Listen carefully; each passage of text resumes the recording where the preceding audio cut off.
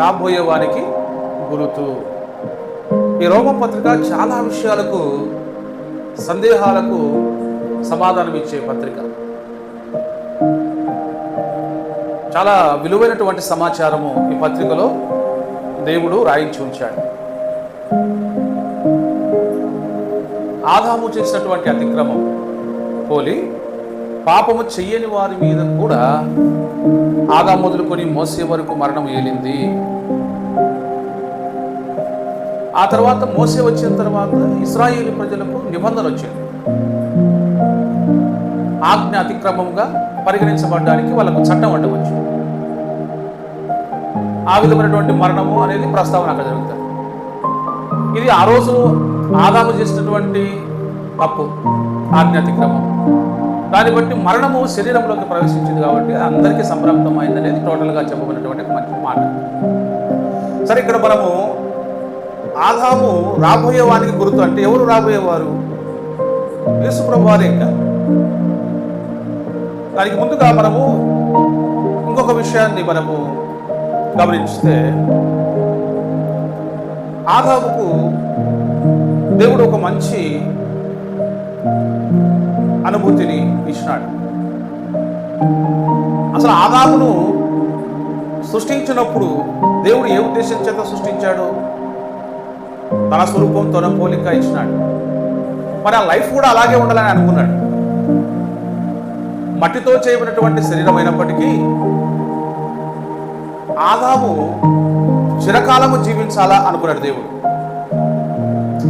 ఈ భూగోళము అనేదాన్ని సృష్టించిన తర్వాత ఆయన ఉద్దేశము నెరవేర్చబడడానికి మానవునికి ఒక దీర్ఘాయుష్ని ఇచ్చినాడు. మనం ప్రారంభంలో మరణము అనేది మానవుల్లోనికి ఎంటర్ అయిన తర్వాత కూడా మనిషి ఎంతకాలం జీవిస్తూ వచ్చినాడంటే సుమారు 1000 సంవత్సరముల వరకు జీవించినాడు. 969 సంవత్సరాలు హై. ఎవరు? మెతుసెలా. నోవహు 900 చిల్లర.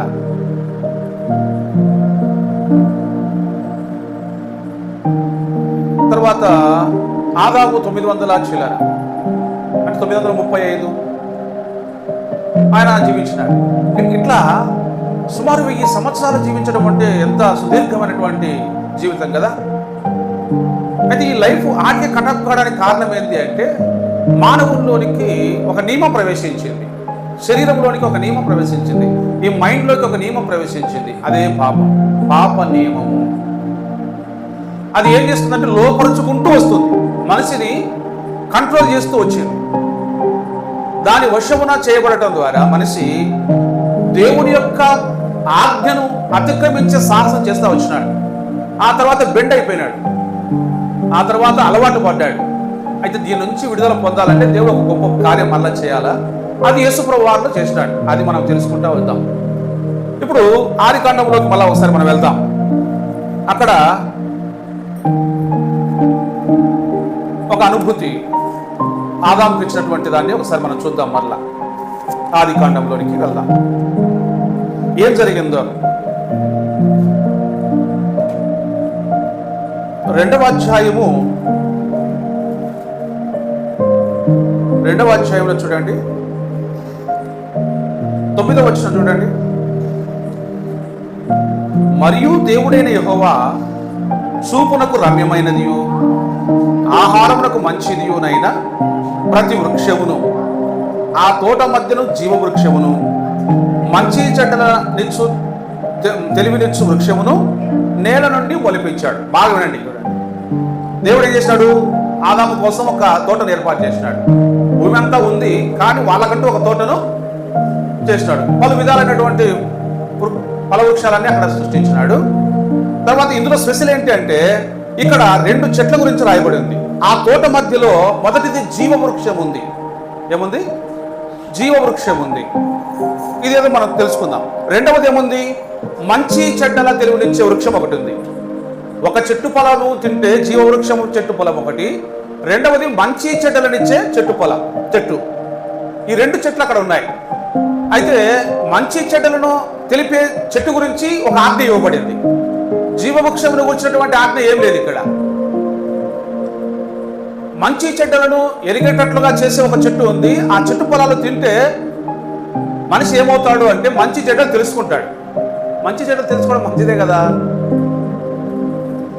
చూడండి ఇక్కడ ఏం జరిగిందో అనేది మనం ఆలోచన చేయాలి. అంటే మానవుడు దేవునికి దూరం కాకముందు ఎలాంటి మనస్తత్వంతో ఉన్నాడు అంటే అంత ప్యూర్గా ఉన్నాడు. ఆజ్ఞ ఇవ్వబడినప్పటికీ కూడా ఆయన మంచి ప్యూర్గా ఉన్నాడు. కల్మషం లేని వ్యక్తులు. జీవవృక్షము అనేది ఎందుకు పెట్టాడంటే ఆ జీవవృక్షము అనేది తింటే జీవిస్తూనే ఉంటాడని దాని అర్థం. జీవవృక్ష ఫలాలు. ఎందుకంటే ఆదాము తప్పు చేసిన తర్వాత దేవుడు ఒక నిర్ణయం తీసుకున్నాడు. చూడండి తప్పేంటి అంటే మంచి చెడ్డలను ఆ చెట్టు ఫలం తినొద్దన్నాడు. 16 వచనం చూడండి. ఏదైనా తోటలో సేద్యానికి కాచేదానికి పెట్టిన తర్వాత ఆయన చెప్పిన మాట,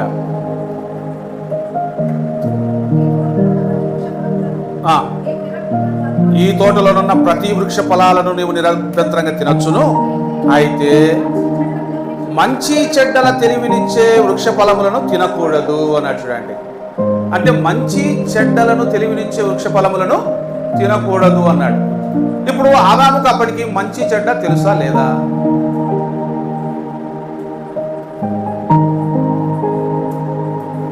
అదే కదా. ఇప్పుడు మంచి చెడ్డలు తెలివినిచ్చే వృక్ష ఫలాలు తినద్దన్నాడు అంటే అప్పటికి ఆయనకేం తెలిసింది? అలా ఆయనకు తెలిసింది మంచి. ఎందుకంటే దేవుడు అంతవరకు చేసిందంతా మంచిగా ఉంది కాబట్టి మంచిని చూసినాడు ఆయన, చెడ్డను చూడలే. కానీ అది తెలుసుకునేది ఎప్పుడు అంటే ఈ చెట్టు ఫలాలు తింటే నువ్వు చెడు నీలోనికి వ్యాపిస్తుంది అనేది దేవుడి యొక్క ఉద్దేశం. ఇప్పుడు తినొద్దు అని చెప్పినాడు, అది ఆజ్ఞగా మారింది. నువ్వు తింటే ఆ తినే దినాన్ని నువ్వేం చేస్తావు, నీకేం జరుగుతుంది అంటే చచ్చిపోతావు నాయనా అన్నాడు. తినమున నీవు చనిపోతావు అన్నాడు. చూడండి అందుకే ఆదాము గురించి చెప్పబడినప్పుడల్లా ఆ మాట రాయబడుతుంది. ఆ అవని మూలంగానే మనం అందరం పాపానికి గురైనాము అని.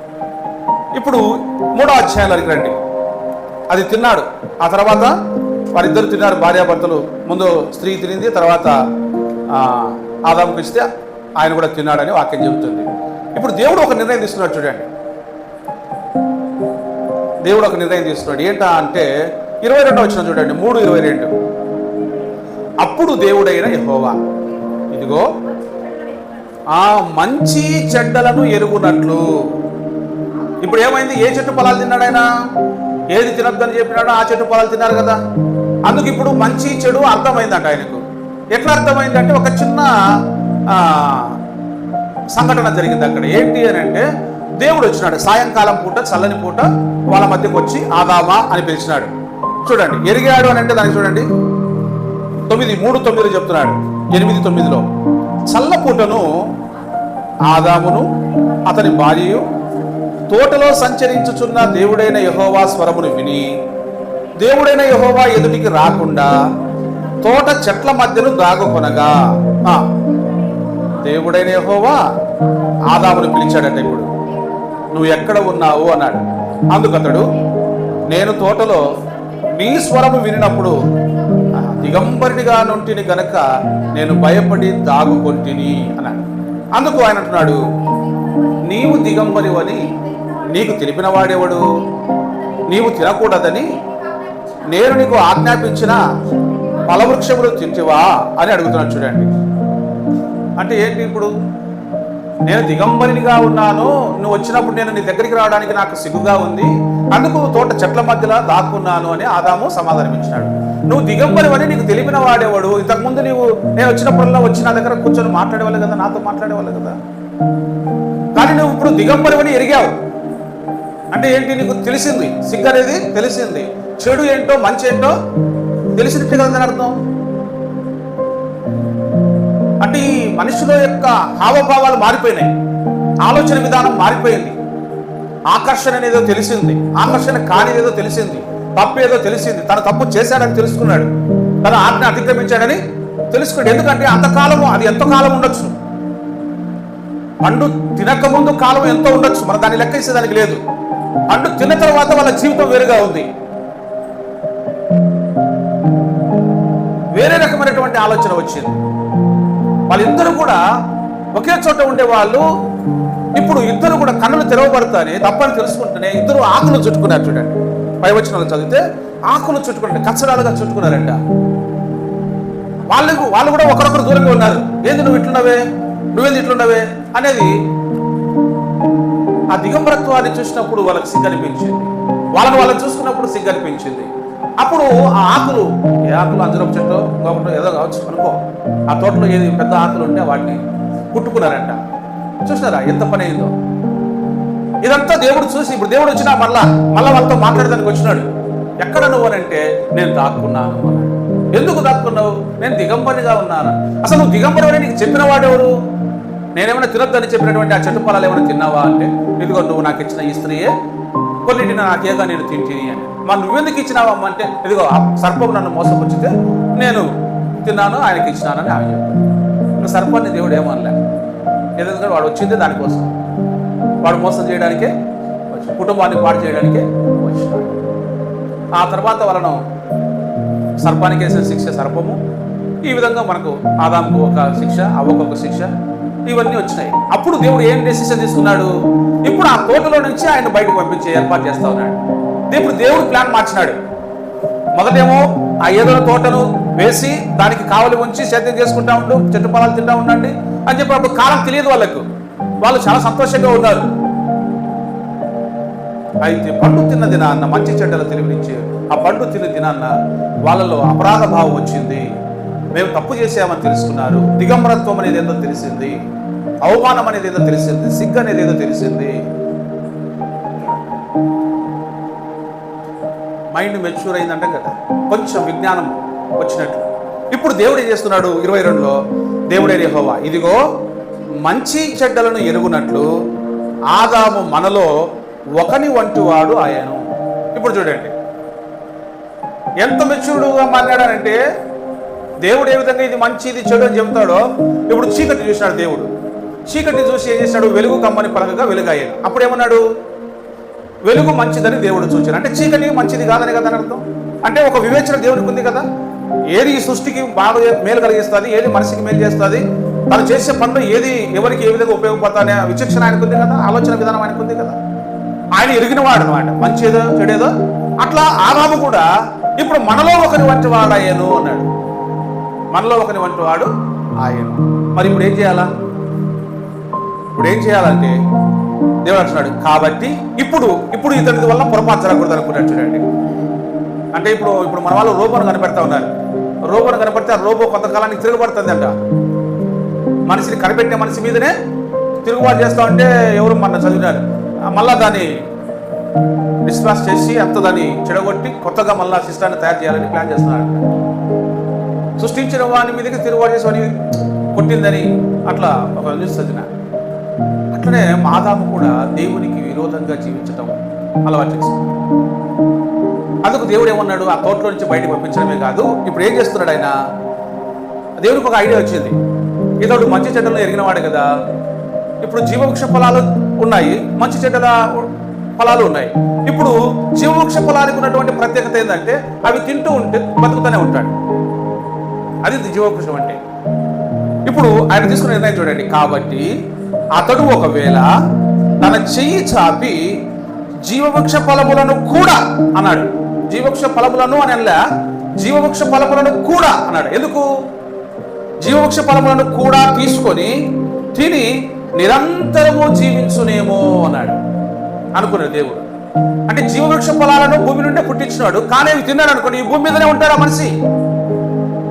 ఆ చెట్టు ఫలాల యొక్క ఉద్దేశం ఏంటంటే నిరంతరము జీవించడానికి దేవుడు దాన్ని సృష్టించినాడు. చూస్తారా? సృష్టించినాడు. ఆ చెట్టు ఫలాలు తిన్నప్పుడల్లా నీ ఆయుష్ పెరిగేదే కానీ తగ్గేది లేదు. కానీ మంచి చెడుల చెరువునిచ్చే చెట్టు ఫలాలు తిన్నప్పుడు మనిషికి మరణం ప్రవేశించింది. ఈ మరణం అనేది, అవిధేయత అనేది, పాపం అనేది వచ్చింది కదా. మరి మనిషి చావాలా, ఏదో ఒక రోజు చావాలా, 900 ఏళ్ళకో 1000 ఏళ్ళకో చావాలా. అలా చనిపోకుండా ఒకవేళ ఆదాము గినక ఇంకా ఆ తోటలోనే ఉంటే, ఆ తోటలో ఉన్నటువంటి జీవవృక్ష ఫలాలు ఉన్నాయి కదా, నేను చనిపోతానని తెలుసుకొని, ఇప్పుడు మనము జ్వరం వచ్చిందంటే టాబ్లెట్ వేసుకుందాంపా అంటాం. ఎవరైనా యాక్సిడెంట్ అయితేనే బాగు చేసేదానికి హాస్పిటల్ తీసుకుపోదాంపా అంటాం. ప్రాణం మీదకి వచ్చినప్పుడు ఏం చేస్తాం? ఏదో ఒకప్పుడు కరోనా వచ్చింది, మందులు వాడతాం అని, అంతే కదా. ప్రత్యామ్నాయం చూసుకుంటామా లేదా? ఇప్పుడు మరణం ప్రవేశించింది, నువ్వు మరణానికి గురి కావాల్సిందని చెప్పిన మాట, దేవుని మాట గుర్తుకొచ్చి ఇప్పుడు వేస్తా, నేను ఇంకా బతకాలని, అప్పుడే చచ్చిపోతే ఎట్లా? బతికేదానికి ఏముందంటే జీవవృక్షం ఉంది. జీవవృక్ష ఫలాలు కూడా తీసుకొని తింటే ఏమవుతాడు? మరణమే వాయిదా పడతా పదండి. అలా ఇతను బతుకుతూనే ఉంటాడు. కానీ ఆ శరీరంతో అలాగే బతికేదానికి దేవుడు అనుమతించలే. అందుకు దేవుడు ఏం చేసినాడు, అతనిలోనికి ప్రవేశించినటువంటి ఆ నియమము చచ్చిపోవాలంటే ఒక కార్యం ఆయన చేయాలని చెప్పాడు. అందుకు ఆదామును అక్కడి నుంచి బయటికి పంపించినాడు. చూడండి, కాబట్టి అతడు ఒకవేళ తన చెయ్యి చాచి జీవవృక్ష ఫలములను కూడా తీసుకొని తిని నిరంతరము జీవించునేమో. నిరంతరం అంటే ఇప్పుడు మనకేంటి, ఎటర్నల్ లైఫ్ అంటున్నాం మనం, నిత్య జీవము అన్నాడు. ఇప్పుడు ఇది ఇవ్వడానికి కదా యేసుప్రభువు వచ్చింది. చూడండి, పోలిక చూడండి. మొదటి ఆదాము ఏం కోల్పోయినాడు, ఇప్పుడు ఇతడు నిరంతరము జీవిస్తాడేమో అంటే ఎటర్నల్ లైఫ్ అనే దాన్ని కోల్పోయినాడు. ఎందుకు? పాపం చేయడం వల్ల. ఇప్పుడు మళ్ళా ఆ ఎటర్నల్ లైఫ్ మనిషికి రావాలంటే ఏం చేయాలా? రాబోయేవాడు ఎవరు? యేసుప్రభువు వారు రావాల్సిందే. అందుకే ఆయన గుర్తుగా ఉన్నాడు అనమాట. మనిషి ఈ స్థితిలో నుంచి మళ్ళా మార్చబడాల. తోటలో నుంచి వెలివేయబడ్డాడు. ఆ జీవవృక్ష ఫలాలు తినకోకుండా బయటికి దేవుడు పంపించేసి అక్కడ ఒక సెక్యూరిటీ పెట్టినట్టు దేవుడు, నిరంతరము జీవించునేమో అని. దేవుడైన యెహోవా అతడు ఏ నేల నుండి తీయబడినో దాన్ని సిద్ధపరచేదానికి ఏదైనా తోటలో నుండి అతన్ని పంపివేసాను. అప్పుడు ఆయన ఆదామును వెళ్ళగొట్టి ఏదైనా తోటకు తూర్పు దిక్కున కెరూబులను జీవవృక్షమునకు పోయే మార్గమును కాచుటకు ఇటు అటు తిరుగుచున్న ఖడ్గ జ్వాలలను నిలవబెట్టాడట. ఇది కొంతకాలం ఉండే తర్వాత, ఎందుకంటే ఆ తర్వాత మానవ వంశావళులు విస్తరించడం అనేది చూస్తాం. అంటే దేవుడు ఆ తోటలో నుంచి మొత్తానికి ఆయన్ను పంపించేసినాడు. ఆ జీవవృక్షానికి పోయే చోటును బ్లాక్ చేసేసినాడు. ఇంకా పోయేదానికి లే. అక్కడ పోతే కెరూబులు ఉన్నాయి, అంటే దేవదూతలు. కెరూబు అంటే ఎవరు? దేవదూతే కదా. ఖడ్గ జ్వాలలు పెట్టాడంట. ఖడ్గ జ్వాలలు అంటే ఖండించేస్తాయి, ఇంకా చచ్చిపోవడమే. ఖడ్గ జ్వాలలు అంటే మీరు చూడొచ్చు, ఇప్పుడు టెక్నాలజీ ఒకటి వచ్చింది. ఏంది, ఇప్పుడు మామూలు వెల్డింగ్ చేస్తే ఇరుమును కట్ చేసుకుంటా పోతుంది కదా. ఒకటి మన లేజర్ కిరణాలకు పవర్ ఎంత? నువ్వు ఎక్కడో యుద్ధ విమానం పైన పోతా ఉంటే లేజర్ కిరణాలు కొడితే బ్లాస్ట్ అయిపోతా ఉంది. లేజర్ కిరణాలు ఇట్లా, ఇప్పుడు ఒక మనిషి నువ్వు అట్లా వస్తూ ఉంటే లేజర్ కిరణాలు ఉంటాయి. అవి ఇట్లా టచ్ చేసేదంటే చాలు నీ కాలు ఉండే కాడికి పోతుంది. ఇట్లా పోయిందంటే ఇట్లా పోతాం, ఎక్కడ పోతే అక్కడికి పూర్తిగా. చాలా పవర్ఫుల్ లేజర్. దాన్ని ఉపయోగించి ఈరోజు ఇజ్రాయిల్ ఒక టెక్నాలజీ కనిపెట్టి ఐరన్ రోమ్ కంటే పవర్ఫుల్ కదా. స్త్రీ సంతానము ఎవరు అని అంటే ఇంకా ఎవరో కాదు, మన ప్రభువైన యేసుక్రీస్తు వారు.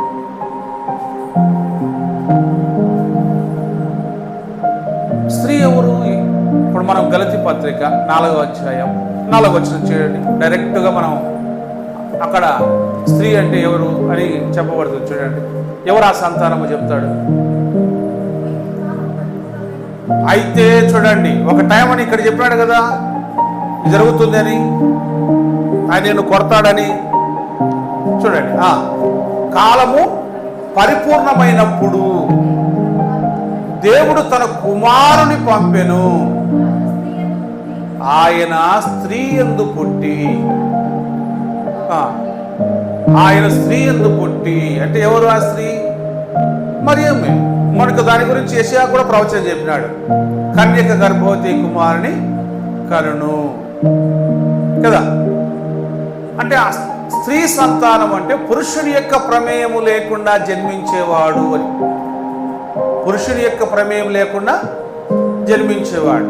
ఇప్పుడు మన మత్తయి సువార్తలో గాబ్రియేలు దూత మరియమ్మతో మాట్లాడినటువంటి మాటలు, యేసేపుతో మాట్లాడినటువంటి మాటల యొక్క అర్థాన్ని ఒకసారి చూద్దాం. మత్తయి సువార్త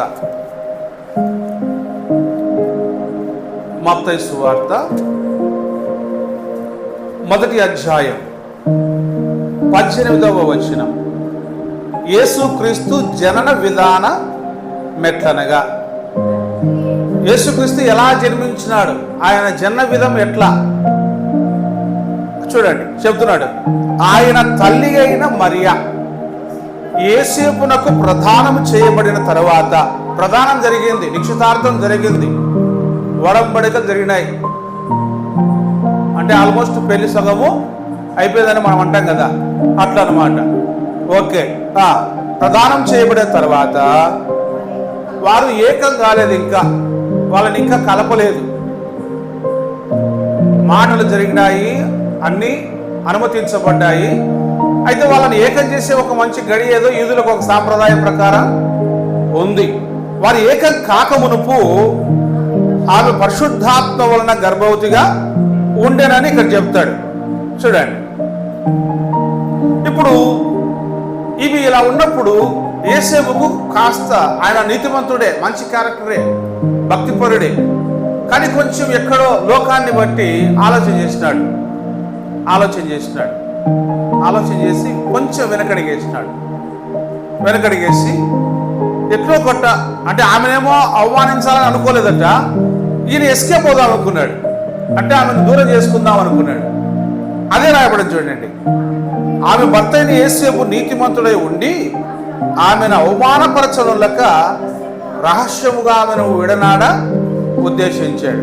ఈ సంగతులను కూర్చి ఆలోచిస్తున్నట్టు ఏం చేయాలా, ఎట్లా మాట్లాడాలా, ఎవరితో చెప్పియాలా, ఇదంతా ఆలోచన చేస్తూ ఉన్నాడు. ఇప్పుడు ఇంత పని జరిగింది, ఆమె గర్భవతి అని తెలిస్తే కనుక మేము ఇంకా కలుసుకునే లేదు, ఎట్లా అనేటువంటి మామూలు మానవుని యొక్క ఆలోచనతో ఉన్నాడు. ఇప్పుడు దేవుని దూత కనపడింది. ఏం చెప్తుందో చూడండి. ప్రభు దూత స్వప్నమందు అతనికి ప్రత్యక్షమై, దావీదు కుమారుడైన యేసేపు, నీ భార్య అయిన మరియను చేర్చుకున్నట్టుకు భయపడకుము, ఆమె గర్భం ధరించినది పరిశుద్ధాత్మ వలన కలిగింది, ఆమె యొక్క కుమారుని కంటుంది అని చెప్పినాడు. ఇదంతా చెప్పగానే ఆయన ఏం చేసినాడు, చేర్చుకున్నాడంట. 24వ వచనంలో, యేసేపు నిద్ర మేలుకొని ప్రభుదూత తనకు ఆజ్ఞాపించిన ప్రకారము తన భార్యను చేర్చుకొని, చూడండి, తన భార్యను చేర్చుకొని అంటే భార్యగా మళ్ళీ అంగీకరించినాడు. మనసులో ఒక జగడం ఉండేది, ఆయనకు కలవరం ఉండేది, అంతా పోయింది. దూత స్వప్నంలో చెప్పేసింది. ఆయన నీతివంతుడు కాబట్టి దర్శనం ఇచ్చి దేవుడు చెప్పేసరికి ఆయన సెపరేట్ అయినాడు. ఓకే, ఇప్పుడు ఏం చేస్తున్నాడు, భార్యను చేర్చుకొని 25వ వచనం చాలా ఇంపార్టెంట్ చూడండి. ఆమె కుమారుని కను వరకు, అంటే యేసు ప్రభువును జన్మించేంత వరకు ఆమెను ఎరగకుండాను. చూడండి, ఆమెను ముట్టనే లేదు, ఆమెను ఎరగకుండాను. అతను ఆ కుమారునికి యేసు అని పేరు పెట్టారని ఈ విధంగా అంత షార్ట్కట్లు చెప్పుకుంటూ వచ్చినాడు. అయితే నేనేం చెప్పదలుచుకున్నారంటే, ఆమె కరిగినటువంటి కుమారుడు ఇక్కడ స్త్రీ యందు జన్మించిన వాడు. బైబిల్ చూడండి ఎంత దేవుడు, అది మానవ జ్ఞానం. ఇది అన్నవ చోట మనం ఏదో ఒక సరిగ్గా సందర్భాలను సెట్ చేయలేము, రాసే దాంట్లో యోచించే దాంట్లో దెబ్బతింటాం. కానీ దేవుడు మాత్రం ఎంత చక్కగా చెప్తున్నాడంటే, ఆదికాండం నుంచి ప్రకటన గ్రంథం వరకు ప్రతి సందర్భము ఆయన ఏం మాట్లాడాడో, భవిష్యత్తులో ఎలాంటి ఆలోచనలు మానవునికి వచ్చినా ఆ సందేహాలని నివృత్తి చేసేటట్లుగా దేవుడు వాక్యాలు రాయించి పెట్టాడు. ఎంత జ్ఞానం అంటే చూడండి. ఇప్పుడు ఆయన స్త్రీ యందు పుట్టి అని అంటే అర్థం ఏంటి, పురుషుని ప్రమేయం లేకుండానే కదా. నీ సంతానం ఆయన సంతానం అన్నప్పుడు ఆయన ఉద్దేశం అదే కదా. ఆ స్త్రీలో నుంచే, నువ్వు మోసగించినటువంటి స్త్రీ జాతిలో నుంచే ఒక కుమారుని నేను పుట్టిస్తాను, నా కుమారుడు వస్తాడు, ఆయనే నిన్ను చావుకొడతాడు, నీ బలాన్ని ఆయన అణిచేస్తాడు, నీ రాజ్యాన్ని పాడు చేస్తాడు, నా రాజ్యాన్ని స్థాపిస్తాడు, నా వారసత్వాన్ని ఇస్తాడు, ఏదైతే అవ్వ ఆదాము కోల్పోయారో అదంతా కూడా తిరిగి ఇస్తాడు, మళ్ళా ఏదైనా తోట అనుభూతిని ఇస్తాడు, మళ్ళా నిరంతరం జీవించే అనుభవం, ఇదంతా కూడా నేను తిరిగి నా పిల్లలకి ఇస్తాను అనేది దేవుడు యొక్క ప్రణాళిక. ఇప్పుడు దానికోసం చూడండి, ఆ జ్ఞానయుక్తమైనటువంటి మాటలు మీకు చెప్తాను. ఇప్పుడు ఏమైందంటే, ఇదంతా యేసు ప్రభువును హేరోదు దగ్గరికి వస్తే, హేరోదు నాకెవరో ఆపోజిట్గా ఒక రాజు పుట్టాడంట యూదులకు అని జ్ఞానులు పోయి చెప్తాను, ఈయన కలవరం వచ్చింది. ఈయన ఏమన్నాడంటే, ఎవరో ఆయన చూసి రండి, నేను కూడా పోయి దర్శిస్తానని కపటంగా చెప్పినాడు. జ్ఞానులు వచ్చినారు, నక్షత్రం చూపించింది, ఆయన చూసినారు, పూజించినారు, బహుమానాలు ఇచ్చినారు. తిరిగి రాజుకు చెప్దామని పోయేటప్పుడు దూత మళ్ళా చెప్పింది వాళ్ళకు, మీరు అట్లా పోవద్దు, వేరొక మార్గంగా పోండి, ఆయన చంపాలని ప్లాన్లో ఉన్నాడు హేరోదు అని చెప్పినప్పుడు వాళ్ళు వేరొక మార్గంగా వాళ్ళ దేశానికి పోయినారు. అప్పుడు ఒక మాట మాట్లాడి మళ్ళీ ఎవరి దగ్గరికి వచ్చింది, ఈ దూత యేసేపు దగ్గరకు వచ్చి ఒక మాట మాట్లాడేది. ఇప్పుడు చూడండి, ఆయన ఉపయోగించిన పదప్రయోగం చూడండి ఎలా ఉందో. దేవుని దూత ద్వారా దేవుడు మాట్లాడిన మాటలు, అవి గ్రంథస్థం చేసి పెట్టినటువంటి మాటలు. ఆ పదప్రయోగము ఏం అర్థం ఇస్తుందో మీరు గమనించాలా.